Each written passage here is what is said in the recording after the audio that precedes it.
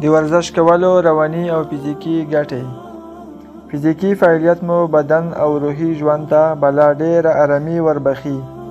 د خپلو دندو پر مهال د نورو اړیکو ترڅنګ ورزش ته هم وخت ځانګړی کړئ، ترڅو د فعالیتونو پر مهال د سستۍ او تنبلۍ احساس ونه کړئ. کله چې مو ذهن د خستګۍ احساس وکړي، بدن مو مړاوی او سست شي، ستاسو بدن انرژۍ ته اړتیا لري. باید لازم مشروبات او نرم خوراک وخورئ، ترڅو مو له لاسه ورکړې انرژي بیرته ترلاسه کړئ.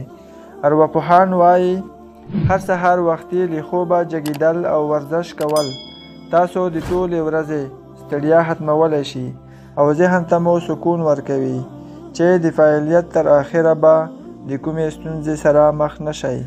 موږ په ورځني ژوند کې ډېر فعالیتونه ترسره کوو، خو د 1 ساعت تمرین لپاره وخت نه لرو.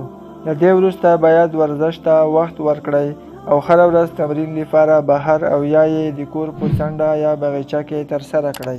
په خلاصه ډول ویلی شو چې د فزیکي فعالیتونو او ورزشي حرکاتو ترسره کول په هر عمر کې د انسان روغتیا ته په هر اړخیز ډول ګټه رسوي او د بیلابیلو جسمي، روحي او رواني ناروغیو پر وړاندې ستاسو وجود او روان پیاوړی کوي.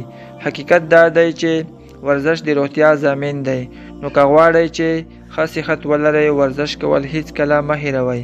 د پاملرنې څخه مو نړۍ مننه.